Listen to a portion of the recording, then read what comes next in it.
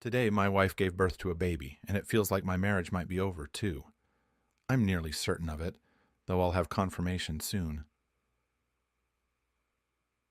The hospital is rushing a DNA test due to the circumstances, but I doubt it will change anything. I'm sitting in a bar just 10 minutes away from the hospital, trying to ignore my buzzing phone on the table. It's my wife, kids, and in-laws calling, all wanting answers about what's happening. Honestly, I'm just as lost as they are. The baby is stunningly beautiful, taking after her mother with blonde curls. She weighs 7 pounds, 12 ounces, and is 19 inches long, perfect for a full-term baby. Strangely, my wife insists she's premature by about 6 weeks. I don't have a medical degree, but I'm not clueless either.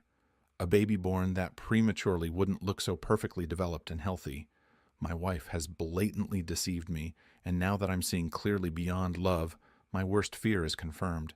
The child she claimed was mine is actually the offspring of my deceased best friend. The waitress sets down my 5th shot of Jack Daniels. At this rate, I'm spending $150 on a bottle that should cost $25, but I couldn't care less. I retreat back into my numbness. The Three Amigos feels like a lifetime ago, especially for Gary. We, along with Tracy, were inseparable from the moment our families moved onto the same block within 2 years when we were about 5 years old.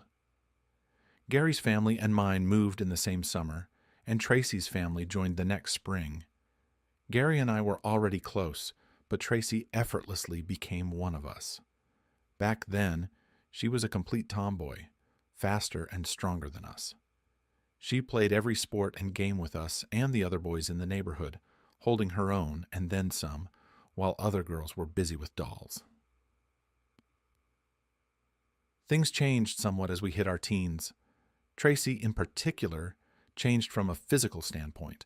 She went from a skinny blonde girl with long pigtails to a young lady with developing boobs, a shapely butt and legs, and flowing silken hair. Gary and I both noticed the changes, but we never said anything out loud for fear of being pounded into the dirt by Tracy. Although we were still inseparable a year later, I certainly didn't mind the rare occasions when Gary wasn't around for some reason or other. Tracy and I seemed to be closer, both physically and mentally, at those times. And in fact, I got my first kiss one summer Sunday afternoon when Gary was out somewhere with his family, and Tracy and I were sitting together on my porch swing. I don't even remember what we were talking about, but suddenly she leaned over to me and planted a soft kiss on my lips. Her lips were full and soft and tasted like the strawberry chapstick she used all of the time, and my brain suddenly did a very good imitation of a television set losing reception and going completely to snow. "Wow," I whispered, completely unable to say anything else. Tracy blushed as our eyes met. I reached out with my left hand and gently took her right hand in mine, and we sat there together, swaying gently. The next day, Gary was back with us, and if I hadn't been part of the kiss the day before, I wouldn't have believed it had even happened. Tracy returned to her usual calm self, showing no signs that anything out of the ordinary had occurred. At one point during the day, I attempted to hold her hand again, but she calmly withdrew hers. I was puzzled, to say the least. As our freshman year's Christmas dance approached, I thought it was the perfect opportunity to officially ask Tracy out. One afternoon, while walking home from school with Gary and Tracy, I swallowed hard and asked nervously, Trace, if you're not busy next month, would you like to go to the Christmas dance with me?" Tracy, who was walking between Gary and me, abruptly stopped, causing both Gary and me to halt as well. I noticed a smirk on Gary's face as we paused. I'm already going with Gary. He asked me yesterday, Bobby," Tracy replied, her discomfort evident. Gary smirked, and I felt like I'd been punched in the gut. "Sorry, Bobby. You snooze, you lose," Gary snorted. I felt foolish on 2 counts. First, I had no clue Gary had feelings for Tracy. Second, there's an unwritten rule among guys. You don't pursue another guy's girl, even unknowingly. "Hey, Gar, I didn't mean anything by asking. I didn't know, bud," I apologized. "I get it, Bobby. We're good," Gary replied jovially. Tracy squirmed uncomfortably for the remainder of our walk home. She and Gary chatted lightly, while I stayed silent. I didn't ask anyone else to the dance, nor did I attend alone. Yes, I felt betrayed by both of my closest friends. My father noticed my downcast demeanor the night of the dance, and understood the reason why. While my parents relaxed in the family room watching TV, I was in my bedroom, lost in music from my CD player, when I heard a gentle knock on my door. Dad peeked his head in. "Girls, huh?" he chuckled, settling into the chair at my desk. "Can't live with them, can't kill 'em either." I blinked, trying to shake off my thoughts. I regarded him as if he'd just arrived from another planet. He flashed me that familiar crooked grin. "Thanks, Dad. Good talk," I managed to say. From then on, the three amigos became the two amigos and their friend after the Christmas dance. We still hung out together, but Tracy and Gary were now an official couple. They stayed that way all through high school, while I began dating other girls. College eventually separated the two amigos. Tracy enrolled at Michigan State, Gary headed to UCLA, and I also ended up at Michigan State. Following my own unwritten guy code, I kept my distance from Tracy during our freshman year. She seemed puzzled by my distance, but I didn't want to risk any accusations of trying to come between her and Gary. Tracy's mom approached me one day and asked if I was upset with her daughter. Rhonda and Mark Ford were like second parents to me, and I held them in as high regard as my own parents. "She misses the way things used to be in the old days, Bobby," Mrs. Ford said to me. "It can't be like that again, Mrs. Ford. We're not 7 anymore. Besides, if she's not dating me, I can't think of anyone better than Gary," I replied. The situation remained unchanged during our sophomore year, but late in our junior year, Tracy surprised me by inviting me to be her date for her sorority's formal. I was both surprised and cautious. "Tracy, aren't you still with Gary?" I asked. "I don't want to come between you two." "Gary and I broke up after the summer," she explained. "He's planning to stay in California for law school, and he didn't want to hold me back for another 3 years. "Law school? Gary? That's unexpected," I remarked. Our first date was tentative, but she asked for a second, and by the 4th, we shared an intimate night together. 2 years of dating followed before we tied the knot. Despite my reservations, Gary served as my best man, which made for some awkward moments. Having your wife's former flame and bedmate as your best man isn't exactly standard protocol. Gary returned to California immediately after the wedding, and for over 20 years, he scarcely crossed my mind. Then our daughter Kaylee arrived 2 years into our marriage, followed by our son Jeffrey another 2 years later. It was through my mom that we learned Gary was making a rare visit home. Living on the same block, our parents kept in touch, and Mrs. Prescott informed my mom that Gary, battling cancer with less than a year to live, wanted to say farewell to his parents while still physically able. My mom suggested organizing a gathering so he could reconnect with old friends and family. Mrs. Prescott thought it was a wonderful idea. Gary was in the early stages of his treatment and still looked relatively well, though his deep depression was evident. Divorced twice and childless, he seemed alone. Tracy, Gary, and I spent hours discussing life, particularly his impending end. As the night wore on, Tracy proposed an idea that would later rock our marriage to its core. "How about if we come out and take care of you until it's time for hospice?" Tracy suggested to Gary. Both Gary and I were taken aback by Tracy's proposal. It was something she and I hadn't discussed, and initially I couldn't fathom how we could make it work. "He's our oldest friend, Bobby. Who else should do this?" Tracy reasoned. "But the doctors say I could have several months before hospice." Gary interjected. "You guys can't just quit your jobs and take care of me. You're already supporting 2 kids in college." Tracy's idea hung in the air, casting a shadow over our thoughts and plans. "I work for a national insurance company that values family leave," Tracy explained. "Bobby can use his vacation time and take some personal leave." "That might give us about 2 months in total," I interjected. "It's not enough." "Well, you could take shorter leaves, spread out over time, maybe a week at a time, and we could stretch it to 4 months. I can manage the rest on my own," Tracy suggested. I felt uneasy.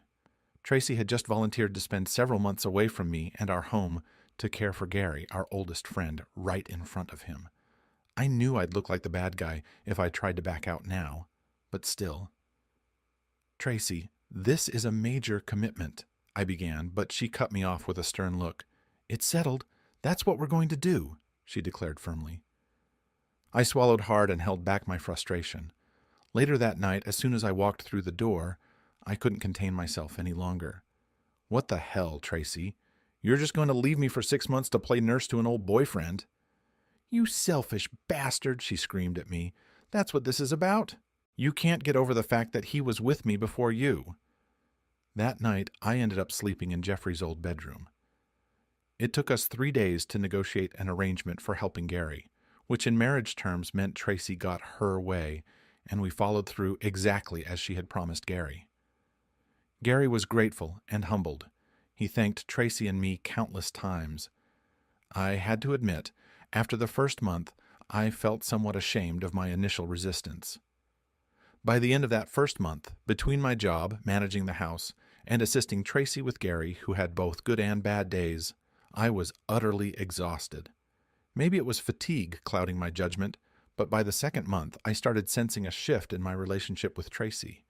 I knew she must have been tired from all she was doing for Gary, sometimes more than I thought was necessary, so I tried not to dwell on it too much. However, I couldn't ignore the subtle glances Tracy and Gary exchanged several times in my presence, as if they had their own secret language. The next 2 months felt increasingly strained. There were times when I sensed I was intruding on their moments together. What surprised me more was Tracy's slight reservation during our intimate moments. After a week apart, I was eager to reconnect, yet she seemed distant, almost bored. I attributed it to the toll of mental and physical exhaustion. After 4 months, I had exhausted all my time off. Gary's condition had worsened, but he still had some good days left. Tracy would have to manage on her own, and I had to come to terms with being alone for a month or more. When my leave ended, our daughter Kaylee stepped in to help, which I thought was wonderful, since Gary was her godfather.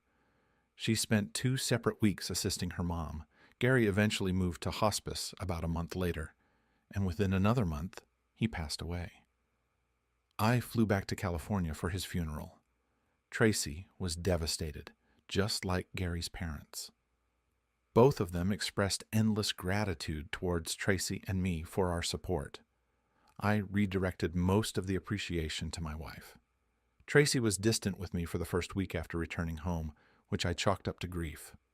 Then, as if a switch had been flipped, for the next 3 weeks, we were intimate every single day.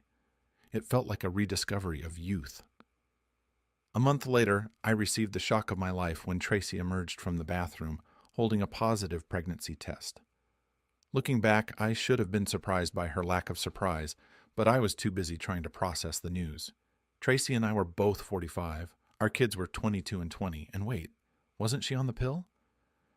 "I'm sorry, baby. I forgot to bring my pills to California. And once I stopped taking them, it slipped my mind when we got back. You know we don't believe in abortion. We can do this, together," Tracy explained. Somewhere deep inside, I found myself agreeing with her. Holy cow, I was going to be a father again. For about a week, I walked around with a silly grin plastered on my face. It didn't hurt that, just like with her previous pregnancies, Tracy's libido was soaring, and we were intimate every night, sometimes twice. It was almost overwhelming, but in the best possible way. When my daughter came home for a long weekend, she and Tracy spent an afternoon shopping for maternity and baby items. We had long ago gotten rid of everything from our earlier kids, so I found myself lugging in a dozen bags from the car when they returned, giddy and joking. The girls quickly put together dinner, and we all laughed as Tracy shared her thoughts on the modern maternity and baby products compared to what was available a couple of decades ago. She admitted feeling a bit out of place in some of the trendy maternity clothes designed for women much younger than her. "Well, Mom, you can't help it if you're a MILF, and someone took it literally," Kaylee teased. Tracy shot Kaylee a quick frown, and I couldn't ignore the subtle shift in her tone. Kaylee's choice of words, "someone," instead of Dad didn't go unnoticed, and a knot formed in my stomach. Memories of my own unease during my trips to California to help Gary came flooding back. I kept my thoughts to myself, but remained attentive for the rest of the weekend. I heard several comments, with double meanings, and I wondered if my daughter was subtly directing them at either me or Tracy. Finding a moment when Tracy was out of earshot, I gently probed Kaylee about her feelings on becoming a sister again after so many years. She hesitated, visibly considering her response. Her gaze avoided mine for about 30 seconds before a giggle slipped out, quickly followed by a feigned cough. "I think it's great that Mom is so attractive, and you're still quite the catch," she replied, looking uncomfortable as she hurriedly left the room. I reached for more Rolaids from the pack I'd started carrying around. Tracy's pregnancy progressed, and in my eyes, she grew more radiant with each passing week. Yet, my unease lingered. I couldn't quite pinpoint it, or maybe I didn't want to. Months later, while I was at the office, I received an unexpected phone call from Tracy, who had taken an unpaid leave of absence just 3 months after returning to work.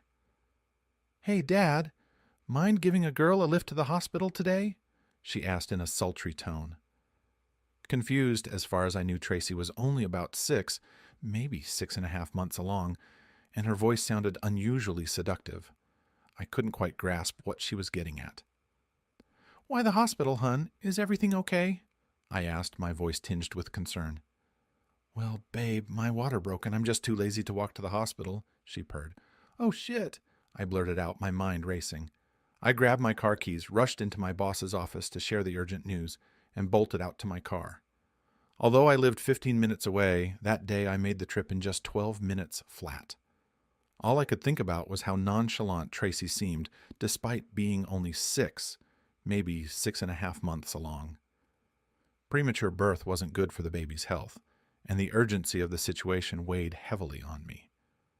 When I arrived home, I couldn't believe how composed Tracy appeared. I supposed having already had 2 children gave her that confidence. As for me, I was even more jittery than I had been with our first 2 children. 10 hours later, I welcomed into the world a beautiful, seemingly perfect second daughter, except she wasn't mine. The sudden wave of realization hit me like a ton of bricks, leaving me sick to my stomach. After the nurse finished cleaning the baby, she moved to hand her to me. Instinctively, I pulled back, surprising the nurse. "Is this baby full term, doctor?" I asked in a hushed voice. He glanced at me, then at Tracy, who was still attended to by another nurse. They exchanged a significant glance, and I caught Tracy subtly shaking her head. "I'm sorry, Mr. Marsley, but I can't discuss the baby's health with you. You're not on the privacy list. It's a HIPAA regulation," he replied calmly. I couldn't contain my emotions any longer. "To hell with HIPAA!" I exploded, causing the doctor and every nurse in the room to startle. "If that's my child, I have every right to know her health status, and if she's not mine, you can't put my name on that birth certificate without my consent. And trust me, you don't have it. Now get me a damn DNA test." My voice echoed in the room, filled with anger, confusion, and a profound sense of betrayal. It was eerily silent as I briskly walked out of the delivery room, shedding my hospital gear along the way. Briefly glimpsing my parents, and Tracy's parents still inside, I left the hospital behind. At the bar, I lingered over shots 6 and 7 and ordered a hamburger. By then, nearly everyone significant in my life had reached out to me, except for the doctor with the DNA results. I figured Tracy didn't want to prolong the inevitable. It seemed like a foregone conclusion now. Damn it. I suppose 7 shots of Jack and a mountain of stress overshadowed the surreal reality of my wife giving birth to another man's child, because I slept soundly that night. My voicemail and messages overflowed. Assuming all was well since I departed, today was supposed to be the day I brought Tracy and the baby home. After a shower, I headed to the hospital, feeling like my head and stomach were being pummeled from within. In Tracy's room, she was breastfeeding the baby when I arrived. I wordlessly took a seat beside her bed. The baby was peacefully asleep, so Tracy gently detached her and placed her in the bassinet nearby. "I don't even know where to begin, Bobby," Tracy said softly, tears welling up in her eyes. "It wasn't supposed to happen. I went out there to help him, to be his friend. Honestly, but then he had several bad days in a row, and at one point he was crying in my arms. And then we were in bed, and it felt so familiar. Once it started, it was hard to stop, especially when you came down to help. We would go back to being together, and I felt guilty and awkward, but I couldn't bring myself to end it. And maybe a part of me didn't want to. It went on for 4 months, the last 2 without interruption since you weren't around. But, Bobby, even when we were together and I was on the pill, we were still intimate. It could have easily been you who got me pregnant, but it wasn't." She didn't look away from the baby as she poured out her confession.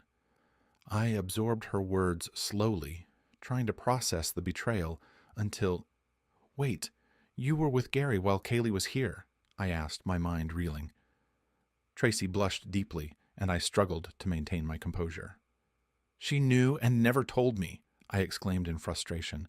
"Please tell me you at least persuaded her or bribed her. This can't be real." "Did Jeffrey know too? What about our parents? Does everyone know I've been made a fool of?"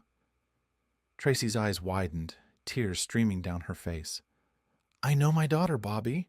I just knew she would understand, so we never tried to hide it from her. Yes, I asked her not to tell anyone." "I took full responsibility," Tracy said softly. "No, Jeffrey doesn't know, and I'd like to keep it that way. Only you, me, and Kaylee know. It needs to stay that way for Bobby Geraldine's sake. She's not technically yours, but she's yours now, and we need to be her parents just like we are for Kaylee and Jeffrey," Tracy continued firmly. "We are her parents. That's it. We're doing this for her and to honor our friendship with Gary," she added. "Friendship?" I questioned sharply. "He clearly wasn't much of a friend if he slept with my wife. You don't do that to a friend." "He was dying, Bobby," Tracy replied, her voice tinged with frustration. "It's not like he and I hadn't shared love before." "Yes, but not while you were married to me, unless there's more you're not telling me," I pressed, my tone accusing. Her eyes flashed with anger. "No, no!" "Bobby Geraldine? Really? Is that supposed to soften me up? What's her last name?" I demanded, my voice strained. "Bobby Geraldine Martin. It's my last name too, remember? But she's listed as Gary's daughter on the birth certificate. Only you and I need to see that document, if you're still set on not being named as her father," Tracy replied calmly. "Yeah," I muttered bitterly. "Why, Bobby? Gary was our best friend. He's gone now. I gave him comfort and love in his final days. Is that so wrong?" Tracy's voice wavered with emotion. "You make it sound so noble. But you were married. You crossed a line with your compassion. You never considered me before you broke our vows, betrayed my trust, and disrespected me," I retorted, my frustration boiling over. "Yes, I understand it's your body and I don't own you, but we made vows of fidelity in front of God and our families. At the very least, we should have talked about it first. Our vows weren't meaningless." "And there's no way in hell I'm raising another man's child with my cheating wife," I stated firmly. "It's Gary's child," Tracy pleaded. "If he had died and she was alone, you wouldn't hesitate to raise her." "No, I wouldn't. But I never agreed to raise his love child with you," I replied sadly. "You know I love you, Bobby. I don't want to lose you and what we have over this—" Tracy started. "Mistake," I interrupted. "No, I wasn't going to say that," she shot back. "Okay, maybe it wasn't the best decision I ever made, but I'm not going to call it a mistake. The mistake was us not talking about it first, and that's on me. We didn't talk about it first because you knew I would never agree to you sleeping with Gary, let alone having a child with him," I growled. "And if you hadn't gotten pregnant, you probably would never have told me about the affair. Despite how you say it started, you made a conscious decision to keep doing it, and you even did it in front of our daughter. I know how to spell humiliation, and that is Bobby. Thank you very much." Kaylee and Jeffrey returned home from college the following weekend to meet their new sibling. When Kaylee walked into the house, I couldn't hide my cool demeanor towards her, and she looked visibly guilty. Later that evening, Kaylee and Jeffrey gushed over the baby for about an hour while we prepared dinner together in the kitchen. Throughout our time cooking, Kaylee avoided looking directly at me, and an uneasy silence hung in the air. After dinner, Jeffrey cleared the dishes, and I took the opportunity to pull Kaylee aside to the back patio for a private conversation. As soon as we sat down, I confronted her with pent-up frustration. "You knew she was cheating on me and didn't say a word," I hissed. Kaylee recoiled at my outburst, her eyes welling up with tears. She hesitated, looked down briefly, then met my anguished gaze squarely. "I thought what you and Mom were doing for Uncle Gary was admirable," she began, her voice faltering. When she did what she did, I was shocked at first, but then I started seeing it as courageous and sad, compassionate and loving, but also tragic. It felt like something out of Shakespeare. I never imagined she'd end up pregnant. I assumed he was too sick for that, and I thought she was on birth control. A compassionate friend or a cheating easy girl. I guess those are my options then. I spat at Kaylee as tears streamed down her face. Forget Shakespeare? What about the tragedy that has become my marriage? Did you even consider me at all? I added bitterly. The kids returned to college that Sunday afternoon, leaving just the three of us in the quiet house.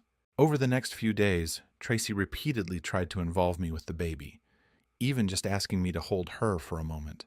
But I refused each time, much to her frustration. "You're acting like a child," she yelled at me once when she asked me to hold the baby. "Grow up! Put on your big boy pants." Tracy rarely used such language with me in all our years together. I knew she was angry, but I remained numb to her words and silently left the room. Work became my refuge. Spending 40 hours a week away from home provided solace. When I was home, I often found myself alone, grappling with my thoughts. I knew I shouldn't punish the child. It wasn't her fault, but I couldn't shake the image of Tracy and Gary together whenever I looked at the baby. In the end, I came to a painful decision. Divorce was my only option. I couldn't forgive Tracy's betrayal and disrespect. Every time I saw the baby, all I could see was the betrayal that had shattered my marriage. I arrived home to find Tracy seated at the kitchen table, surrounded by a spread of papers from a large manila envelope. She was sniffling and tearful. "I guess I'll order some takeout. Pepperoni pizza and breadsticks, all right?" I murmured softly as I entered the room. "That's what concerns you, dinner?" she shot back, her voice dripping with venom. "Don't you love me anymore?" I sighed heavily, poured myself a cup of coffee, and settled down at the table. "Not nearly as much as I did a few weeks ago," I replied. "You either don't see it or can't see it, but you've destroyed everything by getting involved with our best friend. Now, if I were you, I'd get a lawyer and go inform Gary's parents that they have a granddaughter. I'm sure they'll be thrilled," I added bitterly. "You know I don't want a divorce. I love you. Please, calm down and think this through. Will you really be better off alone?" "I doubt it. Think about it, please," Tracy pleaded. "That's all I've been thinking about. This isn't just about me.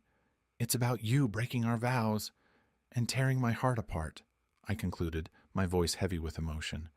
"But if you love me, isn't there some forgiveness in your heart?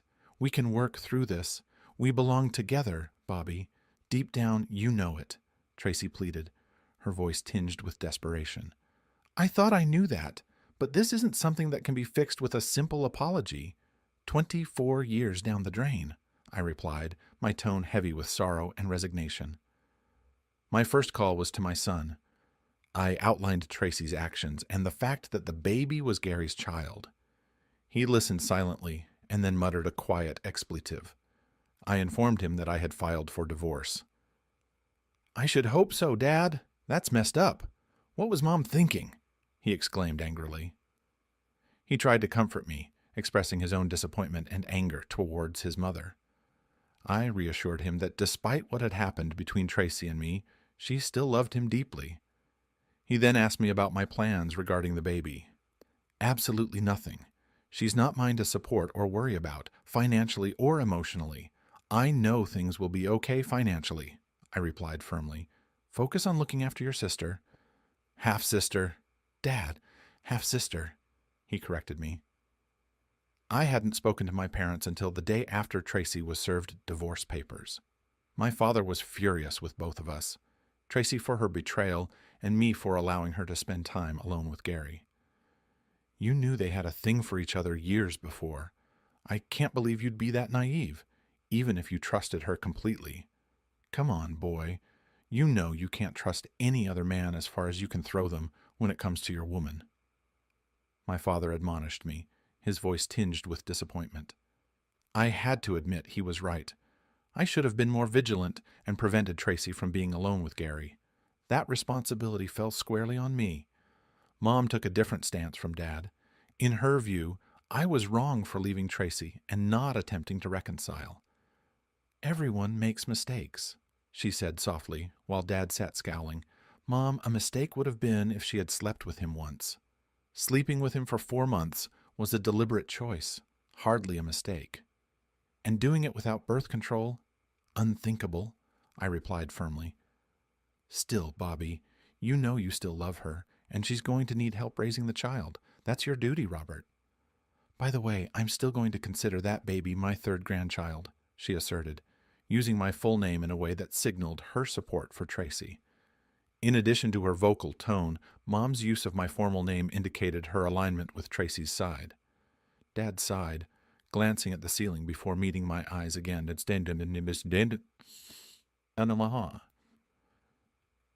He knew he'd be dealing with Mom's disapproval later. I didn't reach out to Kaylee.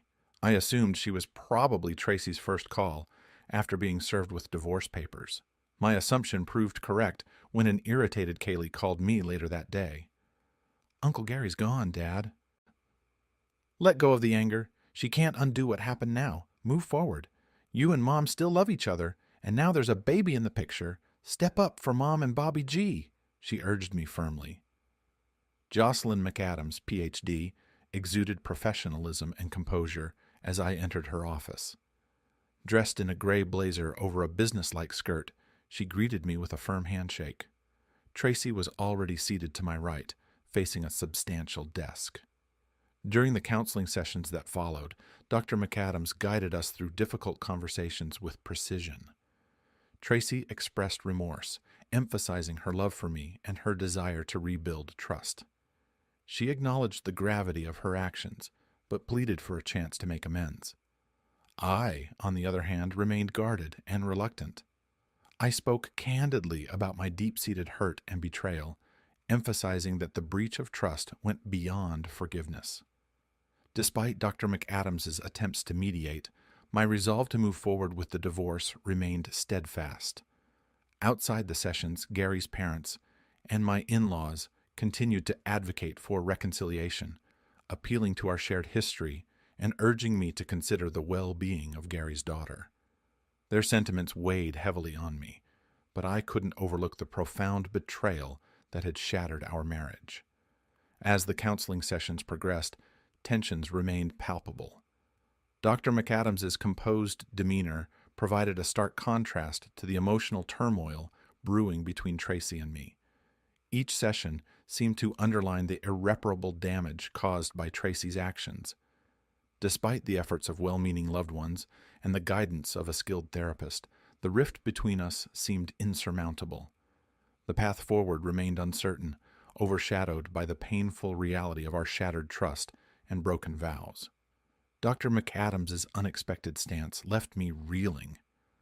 Her suggestion that I simply be the bigger man and salvage my marriage felt dismissive of the deep betrayal I had endured. It seemed like everyone, including the therapist, was urging me to forgive and forget without truly understanding the extent of the damage. When I insisted on presenting my side of the story, Dr. McAdams' insistence on professionalism underscored her bias, or so it seemed to me. It felt like she had already chosen Tracy's side, based solely on her initial impressions. Frustrated and feeling unheard, I walked out of the session. On the drive home, I decided to take action. I contacted my lawyer, adamant that we find a neutral counselor who would give both sides fair consideration. I couldn't continue with a therapist who seemed predisposed to advocate for reconciliation without fully weighing my perspective. The second counselor, thankfully, took a more balanced approach. They listened to my account after hearing Tracy's, but I sensed I was still facing an uphill battle. The pressure to reconcile, fueled by family and now even therapists, was relentless. Despite my efforts to seek fairness and understanding, the weight of betrayal and shattered trust continued to loom over any potential reconciliation. The road ahead remained uncertain, marked by the struggle to reconcile my emotions with the expectations and pressures imposed from all sides. Dr. Avent, let's not confuse two very different situations here, I replied firmly, trying to keep my frustration in check. In a hypothetical future scenario with a different woman who already has children, I would be fully aware of the circumstances going into the relationship. It would be my choice to accept that responsibility. What happened with Tracy and Gary is a betrayal of trust and a violation of our marriage vows. Dr. Avent's attempt to draw parallels felt dismissive of the emotional turmoil I was enduring. I continued, trying to convey the gravity of the situation. This isn't just about ego. It's about honesty, trust, and the sanctity of marriage. Tracy's actions shattered all of that. Now, we're sitting here discussing whether I should accept a child that isn't mine, all because my wife chose to have an affair and keep the child. I glanced over at Tracy, seeing her frown deepen. The counselor's attempt to steer the conversation back felt like a misdirection to me. With all due respect, Dr. Avent, the focus shouldn't be on me accepting a child that isn't mine. It should be on Tracy, taking responsibility for her actions and understanding the consequences of her choices. The room fell quiet for a moment, the tension palpable. Dr. Avent seemed taken aback by my directness, perhaps not expecting such a blunt response. Yet, I was determined to assert my perspective in a situation where my feelings had often been overshadowed. I'm here because I want clarity on what's fair and just for everyone involved, I added, my voice steady despite the inner turmoil. I won't compromise my principles or my sense of integrity. This isn't about hypotheticals. It's about what's real and what's happened. Dr. Avent nodded slowly, her expression unreadable. It was clear our session had reached an impasse, with fundamental differences in perspective laid bare. For me, the path forward remained clouded by the weight of betrayal and the struggle to reconcile the irreconcilable. Well, I guess you got me there, Doc, but in Tracy's case, the child in question was conceived while she was married to me, which I think is a pretty big difference. Don't you? I pointed out, my tone calm but firm. Dr. Avent gave a small nod, indicating she understood my perspective, yet she seemed poised to continue her line of questioning. But since the man in question died even before the child was born, aren't we just splitting hairs? Aren't you just being petty about that at this point? She countered. Petty? Petty is when you know you've done wrong, but decide to lie by omission. She didn't admit anything to me until I caught her, I retorted, feeling my frustration rise. Dr. Avent appeared ready to offer another perspective, but I cut her off, my patience wearing thin. Look, Doc. This is ridiculous. Yes, I still love her. You don't just turn that off immediately. But how can she say she loves me when she cheated on me, got pregnant by another man, and tried to pass off the baby as mine? If she truly loved me, this wouldn't have happened. This wasn't a one-time mistake, Doc. It was a sustained betrayal, I asserted, my voice carrying the weight of betrayal and hurt. The room fell into silence as Dr. Avent absorbed my words. It was clear that my feelings ran deep, rooted in the pain of deception and the breach of trust that had shattered my marriage. Now she's been telling everyone that this was purely compassionate. He was a close friend, and he was dying. Well, if it was so compassionate, why didn't she come to me, her husband, and at least discuss this decision with me? Because she knew the answer. I would have said no, and she knew it. I get that it's her body, and she probably thinks she can do with it what she wants, but once we said the vows, she gave up the right to unilaterally give her body to another man, at least without discussing it, and or informing me.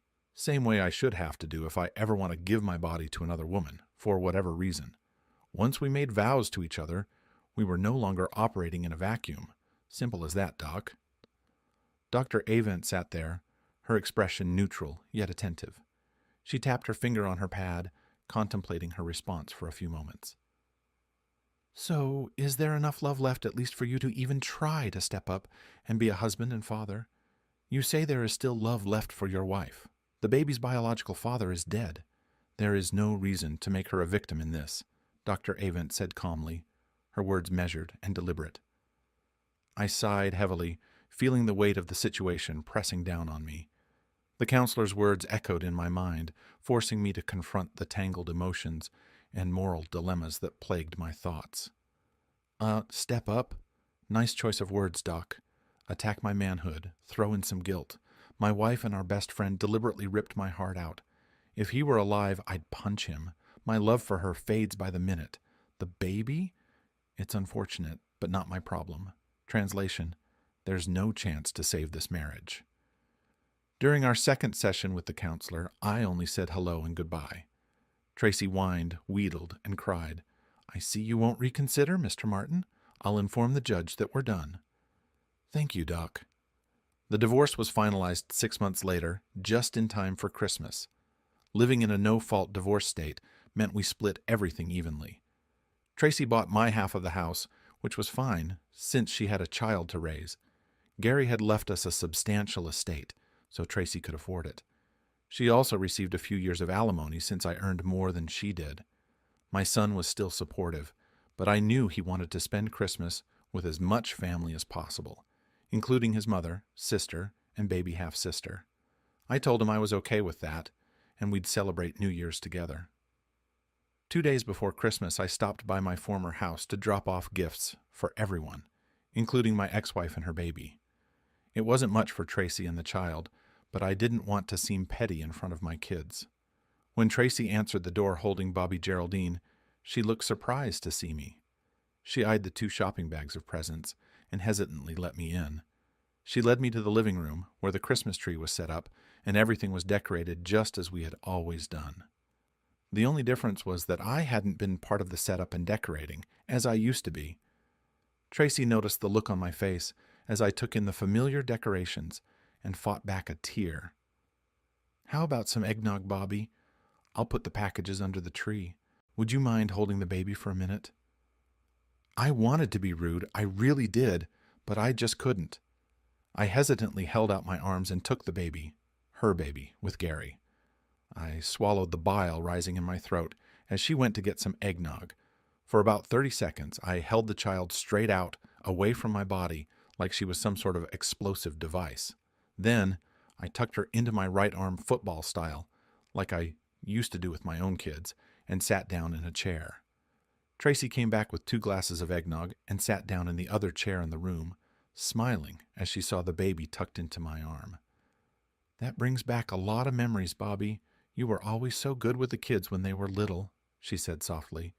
Not every man has your touch with babies and toddlers. I smiled self-consciously. The baby was beautiful, mostly taking after her mother, but I could never be comfortable with her, given the circumstances. If you don't forget, can you ever really forgive? I don't think so, though many people, especially in my family, would disagree. We made some small talk for a while, then Tracy took the 2 bags of presents and began laying them out under the tree. She paused and got a funny look on her face when she found the first package with Bobby Geraldine's name on it. You didn't have to include her, Bobby, Tracy said, a tear slipping down her face. Christmas is for children of all ages, babe. I couldn't leave your little one out. I looked down at the baby in my arm. In different circumstances, she could have been mine. I felt a lump in my throat. Damn. I couldn't hate the child, although I hated what her mother did. I was sure it was no accident that Tracy handed me the baby to hold. Tracy choked up again when she found the first package with her name on it. Oh, Bobby, really? You shouldn't have. I wasn't expecting anything. I didn't get you anything. I'm sorry. Don't worry about a thing, Tracy. I just want you guys to have a great Christmas. You know, you could actually show up in person. You'd be more than welcome. We'll have more than enough to eat. I know the kids would love it too, she said. Not this time, Trace. Maybe another year. It's too soon, too raw in my mind and heart. Tracy dropped her eyes. I wasn't trying to be cruel. I was just being honest. My wounds still stung. Christmas Eve found me at a Barnes and Noble in the late afternoon. I was reading a new Clive Cussler book I had bought for myself and drinking a peppermint mocha latte at the Starbucks inside the bookstore. As I looked around, I noticed 2 other people reading in the Starbucks, clearly alone for the holiday as well. They practically had to throw us out when they finally closed. I went home to a silent house, but I was prepared. I had bought some chicken salad the day before and made some toast to go with it. Ruffles chips and Don Julio tequila completed the meal. Damn, I know how to live. I woke up with a slight hangover on Christmas morning. 4 aspirin, a couple of brown sugar cinnamon Pop-Tarts, and 3 cups of coffee later, I was ready for a big Christmas celebration. Only one problem. I didn't have one planned. I went over to my parents' place, and the 3 of us enjoyed my mom's baked ham dinner and exchanged a few gifts. My kids had left gifts for me at my parents' when they found out I would be there for the holiday. We were sipping hot chocolate with peppermint schnapps as an after-dinner drink. My mind was swirling with memories of past Christmases when we were a family. I admitted to myself that I still loved Tracy to some extent, and I had some doubts about whether I had made the right decision. Apparently, I wasn't the only one reflecting on the past. We hope you don't mind, Bobby, but Dad and I consider Bobby Geraldine as our grandchild, and we bought Christmas gifts for her, Mom said, breaking the quiet. He's dead, Bobby. Gary's gone. The baby will never know him. She will accept any good man as her father. We don't necessarily agree with what Tracy did, but we understand it somewhat, and we still love her. You could be that good man, Bobby. You should be that good man. Everyone wants that, and I think you do too. You just don't know how to admit it to yourself. You think everyone will think less of you for taking her back and raising the baby as your own. Mom had tears in her eyes when she finished. Dad was glaring bullets at me. Could I be the only one not to see it? Maybe, but every time I thought that way, I just knew I could never face myself in the mirror if I did that. She cheated on me for months, tried to deceive me, and had another man's child. Her claim that sleeping with Gary was an act of compassion rang hollow to me. A year later, virtually nothing had changed in my life. I went to work and came home alone to my apartment. I didn't date, and my number of friends had severely dwindled. To be truthful, I never really had a lot of friends. Tracy had many friends, and as a couple, we had a lot, but most of them distanced themselves after the divorce. I wasn't surprised that her friends would leave me, but I was taken aback that virtually all of our friends did too. At least, I was surprised until one of those former friends sort of explained the situation to me. It seems that Tracy was telling everyone I abandoned her after the child was born, without mentioning that the child wasn't mine. I was sitting in a neighborhood bar, by myself of course, when Carl and Susie Dimmick came in and took a table. Carl and Susie were one of those couples I considered among our friends, but I got a very cool reception when I sauntered over to their table to say hello. Susie flat out sneered at me, while Carl was barely civil. Considering I had never done anything to offend them, I was pissed off at the poor reception and wasn't going to quietly walk away. "What the hell did I ever do to you two?" I snarled. "Not to us, but to Tracy," Susie hissed. "How could you just walk away from the sweetest woman in the world because she had a late-in-life child? You suck. You know that?" "Is that what this is about?" I said in near shock. "How about you hear the whole story, then decide for yourself?" They both motioned for me to sit down, but I was too wound up and just stood there in front of their table. I leaned in close because I didn't want to scream. "So, nobody told you that the late-in-life child you're referring to is not mine, you idiots. She lived with and got knocked up by her old boyfriend, and that's his kid. He died from cancer about a month after she got pregnant, and she tried to deceive me into thinking it was mine. 24 years of marriage, and that's the respect and loyalty I get. So, No, I didn't abandon her. She abandoned me. Screw her. Screw both of you. And screw the horse you rode in on. Lads, I left 2 stunned former friends at the table. My second Christmas as a divorced guy started off exactly like my first one. This year's Christmas Eve Losers Club at Barnes & Noble included 4 people, me, another guy, and 2 women. I looked over the top of my book and appraised the women. One had curly red hair, freckles, and a nice-looking face. The second one, wow, why was she here? She was stunning. Asian, with waist-length black hair and curves hiding under her sweatshirt and tight jeans. She had perfect, ageless skin, and I guessed she was anywhere from 50 to 55 years old. I watched her for about a minute, then figured, why not? All she could do was say no. I picked up my book and my latte and made my way over. She looked up when I got within talking distance. I didn't see you here last Christmas Eve. Welcome to the Christmas Eve Losers Club. I'm Bobby, the club president. What brings a beautiful woman out on this auspicious day? She giggled at my poor joke, and it was the most delightful sound I'd heard in a long time. I pressed on.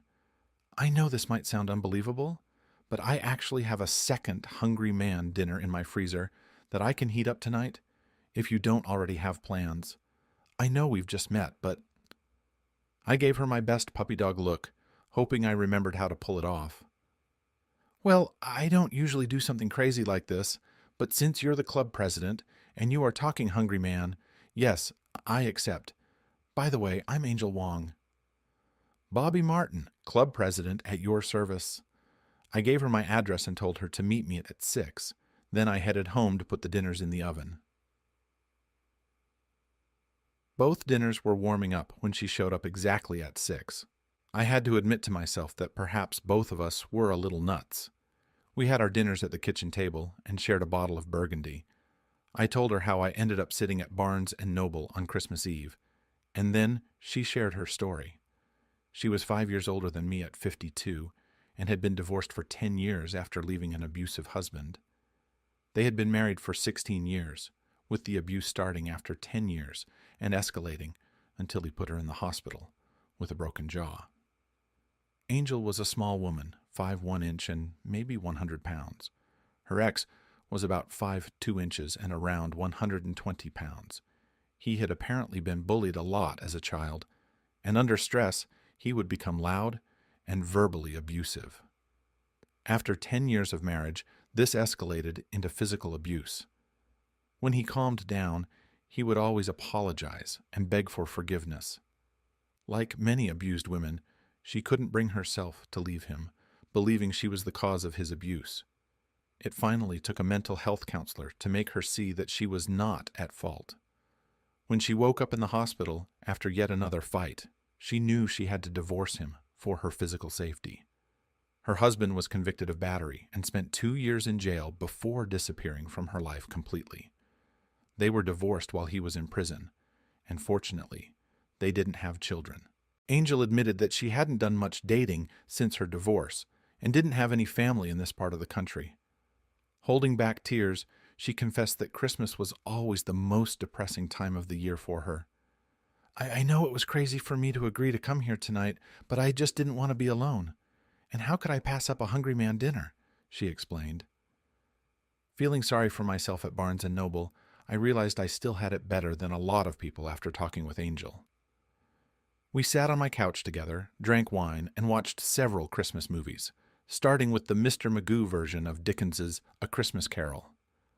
I knew there was something special about this woman when she totally agreed with my opinion that Mr. Magoo was the definitive Scrooge. We then watched Grinch, and about halfway through It's a Wonderful Life, I noticed that she had fallen asleep. She seemed to have a smile on her face, and she looked so peaceful that I got a big quilt out of the closet, covered her with half, and crawled under the other half. I must have fallen asleep at some point too, because when I woke up, we weren't sleeping, sitting up side by side. I'm not sure how it happened, but when I woke, we were lying down with Angel's head on my chest and half her body on top of mine. I had one arm around her body, hugging her tightly, and my other hand slid into a back pocket. The TV was playing Snow, Strange as it was, it also felt so right as I lay there and held Angel while she slept for about another 20 minutes. She stirred and slowly opened her eyes, looking at me in confusion. I leaned my head up as far as I could and gently kissed her nose. She crinkled it up adorably and then gave me the brightest smile I'd seen in a few years. "Morning?" she asked timidly. "Merry Christmas," I responded, squeezing her tighter in my arms. We lay together, unmoving and smiling, for another 5 minutes before she finally spoke. "I've never done this before, I swear," she protested, as her cheeks practically glowed red. "But is it just me, or do you feel it too?" I gave her an ear-to-ear grin. "Hell yes, I'm feeling it," I exclaimed. She scooted up on me a couple of inches until our lips were touching, and then we kissed passionately. We repeated that a few more times before clothes started to be shucked off. I found myself thinking that this was crazy. I had just met this woman, but we felt so right together. Then I looked up and found her staring at me, and I could tell she was practically thinking the same thing. "This may be crazy," I started, "but you don't have any plans for today, do you? Because I've got all the fixings for a first-class Christmas dinner, and if I'm going to go through all this trouble, well, it certainly wouldn't hurt to have a beautiful woman sitting across the table from me." Her grin widened into a smile that enveloped my heart. "I need a shower, and I didn't bring a change of clothes with me. I could run home for a few minutes and come right back," she said. I smiled back at her. "My shower is big enough for two, and I'm sure I've got a shirt or something that would fit you." Her almond eyes danced back at me. "If you can put up with me without makeup, I'm game," she said. "Good look," I replied as she modeled the outfit for me. We went into the kitchen, and I poured us each a glass of Riesling as I began my meal prep. Angel sat down at the kitchen table and pulled both of her legs up to her, exposing half of her ass and distracting me. "So, you really have no place to be today? Family, nothing?" she asked. "Actually, I got invited to the big family Christmas dinner this year, but I told them I had a previous engagement," I answered. "My ex is having everybody over at my old house. The kids, my folks, her folks, Gary's folks. It's a setup. She'll make sure I hold her adorable kid. All the parents will be there telling me to man up, and she'll be there telling me that she loves me and needs me, and we can find it again."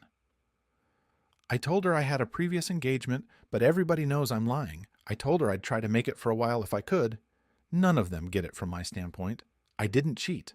I shouldn't have to apologize because Tracy cheated and messed up. We had something special. Until we didn't. "But speaking of something special, how about we talk about us?" We both smiled. I walked over to Angel and we kissed deeply. Just then I heard a key in my door lock and my door opened. My son walked in, calling out as he did so. Angel and I froze mid-kiss. "D," he called out just before he spotted us. Oh shit." He looked at us kissing, then looked down at Angel's completely exposed legs and half-exposed ass. I think all three of us blushed. Angel quickly put her legs down and stood up behind me, which was about as modest a look as she could manage in that sweater. Jeffrey immediately turned his back to us, ostensibly to preserve Angel's modesty, although I think he was as embarrassed as she was. "Mom knows I have a key to your place, and she asked me to come here and drag you back to the house for Christmas dinner, because she was sure you were sitting here by yourself, being pathetic. Well, I guess you were telling the truth about your previous engagement, and that's hardly pathetic. I'm sorry if I interrupted something." "You aren't interrupting anything other than my Christmas meal prep," I said perhaps a little too quickly, as Angel and I exchanged embarrassed looks at each other. "Jeffrey, I need you to turn around so I can properly introduce you to Angel, my angel." Jeffrey reluctantly turned around and came into the kitchen. Yes, it was pretty obvious that Angel was naked under the sweater, but at least she was covered. She looked at me, kind of shrugged, and then owned the look. Jeffrey couldn't help himself, being a red-blooded male. He glanced again at Angel, then gave me what I would call a nod of admiration. "Good to meet you, Angel, and thanks for being here for my dad," Jeffrey said. "It's my pleasure, Jeffrey. Your dad is quite the guy," Angel responded. "Yeah, it seems that some people in the family had forgotten that for a while," he said. Did everyone like the gifts I dropped off? I asked, changing the subject. How did Bobby G like her gifts? You still got the touch, Dad. Everyone loves their stuff. The baby loves the stuff you bought. You can't believe how much stuff she got under the tree, with all 3 sets of grandparents there. Good, good, I replied. Jeffrey then said he had to go. He nodded at Angel, then I gave him a huge hug. New Year's? I asked.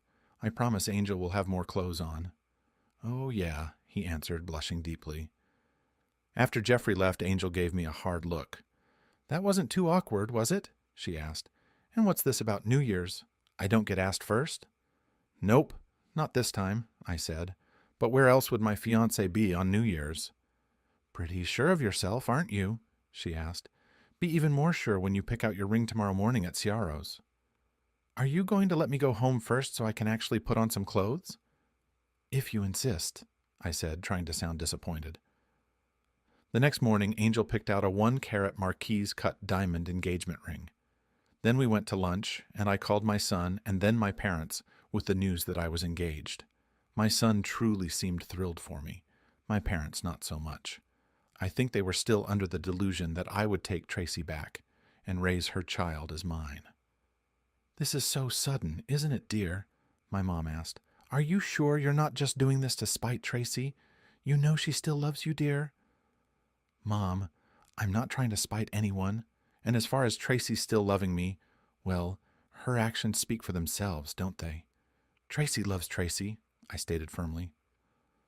I didn't bother telling my daughter.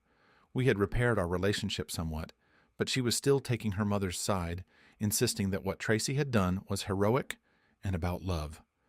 I figured she would find out sooner or later and would call me to give me her pitch for her mother over my choice. After being with Tracy for more than 25 years, my developing relationship with Angel made little sense. I couldn't explain our attraction to each other and how well she seemed to fit into my life. We could talk about anything, and it felt like we had been together forever. I didn't really believe in love at first sight, but everything told me this was right.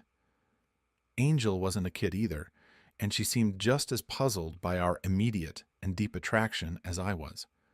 We spent a lot of time examining things early on, but then we realized we were sucking the life out of it and should just let it flow naturally. Naturally was good. She moved in with me after a month, and it was rare that we were ever apart for the next 6 months. Mom and Dad seemed to like her, despite the fact that she wasn't Tracy, but Kaylee made no secret of her dislike. I'm assuming because she still wanted me to get back together with her mother. We arranged a small wedding for ourselves 6 months later. I invited both children and my parents, and Angel invited a cousin and a friend along with their families. I had reserved a party room at one of my favorite restaurants for a small celebration. It was a great day, except for when Kaylee cornered me and wanted to know why Tracy and Bobby G weren't invited, nor my former in-laws. Because your mother is my ex-wife, and inviting her would be disrespectful to Angel. Also, you seem to forget we are not friends. Ex-in-laws don't get invited either. Angel and Tracy finally did meet 2 years later when Kaylee got married. Tracy planned and executed a beautiful event, and I happily paid for everything. Angel, being a beautiful, smart, and classy lady, stayed out of the way of the mother of the bride and her planning. The only part I played in the wedding, besides being the financier, was the traditional role of walking the bride down the aisle. My heart was filled with pride, and my internal memory machine was working overtime. Several times I found myself looking at Tracy, seeing memories of her and Kaylee doing things like coloring and baking cookies. That reminded me that it hadn't been all bad between us. We had 24 good years. Angel read me perfectly and put her arm around me while we were in the church pew. I turned to her, and she gently put her lips to mine. I knew then that I could handle the rest of the day. During the rehearsal dinner and the wedding, Angel only interacted with Tracy when necessary, not out of fear, but out of a sense of what was right. For her part, Tracy walked around with a pissed-off look whenever she glanced Angel's way. I found out later she and all 6 of the grandparents were of the opinion that she was usurping Tracy's rightful place and that this marriage was just a short-term thing. Epilogue. Our short-term marriage just hit the 25-year mark. Angel and I celebrated with a nice dinner and a quiet evening of lovemaking. Sure, it was not the wild and crazy night of passion it might have been 15 years ago, but neither of us are kids anymore. We snuggled together for a while afterward, then fell asleep spooning. Reflecting back on it, I really can't complain too much about the way life has treated me. I had a good first marriage for 24 years, then came back and have had a great second marriage for 25 years. My 2 kids are married and have blessed me with 3 beautiful grandchildren. Tracy never remarried. According to my kids, it seemed not too many men were interested in a middle-aged woman with a young child, despite her attractiveness. They speculated she had some casual relationships along the way, or else she might have snapped by now. My children ensure they maintain connections with both Tracy and their half-sister. The child received abundant love from all 3 sets of grandparents until they began passing away due to old age. My son, the sole family member who kept regular contact with me after my divorce, informed me that Tracy didn't even attempt dating for the first 5 years following our split, still convinced my marriage wouldn't last. I imagine Angel was quite the surprise for her.